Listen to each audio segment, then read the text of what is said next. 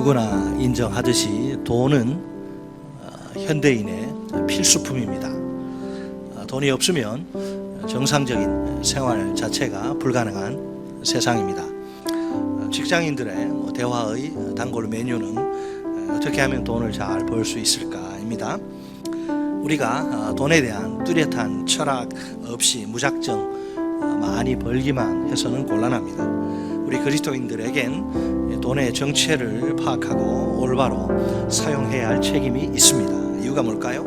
우리가 물질의 주인이 아니라 청지기이기 때문입니다. 분명 성경은 제가 좀 전에 말씀드렸듯이 사유재산권을 인정합니다. 그렇지만 그것이 절대적이라고 말하진 않습니다.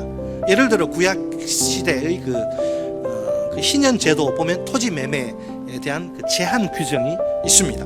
그 이유는 본래 땅이 하나님의 소유이기 때문에 그렇습니다. 이 제도에 따르면 일시적으로 토지 매매가 이루어졌어도 50년 딱 되는 해에는 땅을 원래 주인에게 되돌려 주어야만 합니다.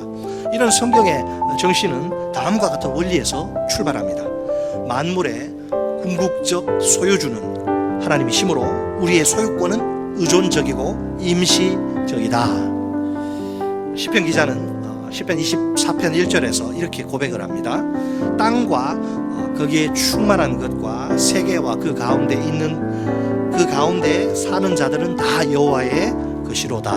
아멘. 사도 요한은 요한복음 1장 3절에서 또 이렇게 말씀합니다. 만물이 그로 말미암아 지은 바 되었으니 지은 것이 하나도 그가 없이는 된 것이 없느니라. 아멘. 사실을 말하자면 나는 다만 하나님의 재산을 맡은 청지기일 뿐입니다. 관리자. 맡겨진 재산에 대한 그 관리자로서 최선을 다하면 됩니다.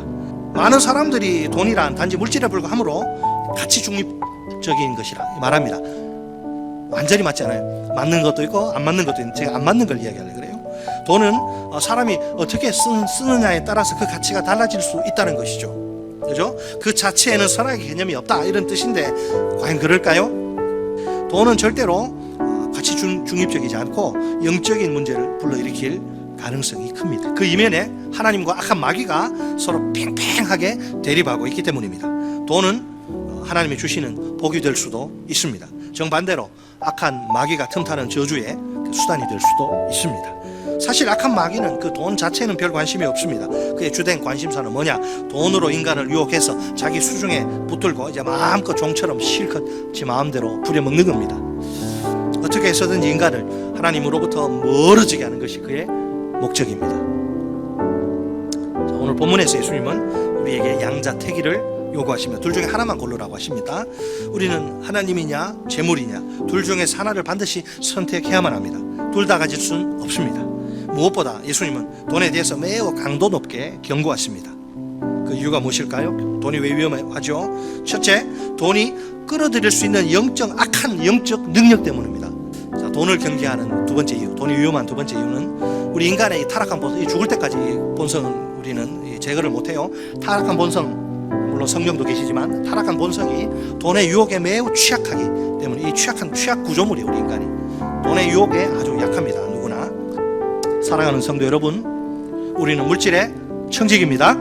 우리에겐 하나님이 맡기신 물질을 잘 관리하고 사용할 책임이 있습니다.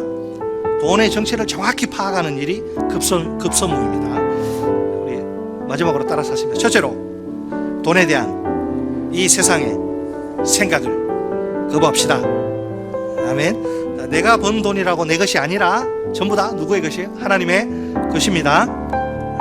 그리고 돈이라고 무엇이든지 할 수 있는 것은 아닙니다. 돈으로 할 수 없는 일이 이 세상에는 너무나 많습니다. 돈이 많으면 행복할 것 같지만 사실은 그렇지 않습니다. 인간의 탐욕은 결코 만족을 모르기 때문입니다. 따라서 하십니다. 둘째로, 돈의 위험성을 온 몸으로 깨달읍시다. 돈이 끌어들일 수 있는 악한 영적 능력을 물리쳐야 합니다. 돈의 유혹에 취약한 타락한 본성을 극복해야 합니다.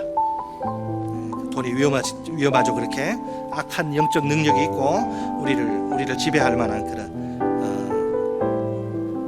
우리가 돈의 유혹에 취약한 타락한 본성이 있기 때문에 그럴 수가 있죠. 우리는 하나님과 돈을 동시에 섬길 수 없습니다. 우리의 섬김의 대상은 오직 하나님 한 분뿐입니다. 하나님이 원하시는 사람은 돈의 노예가 아니라 충성스러운 청직입니다. 하나님 나라와 그분의 뜻을 위해, 하나님의 영광을 위해 돈을 아름답게 사용하는 관리자 말입니다.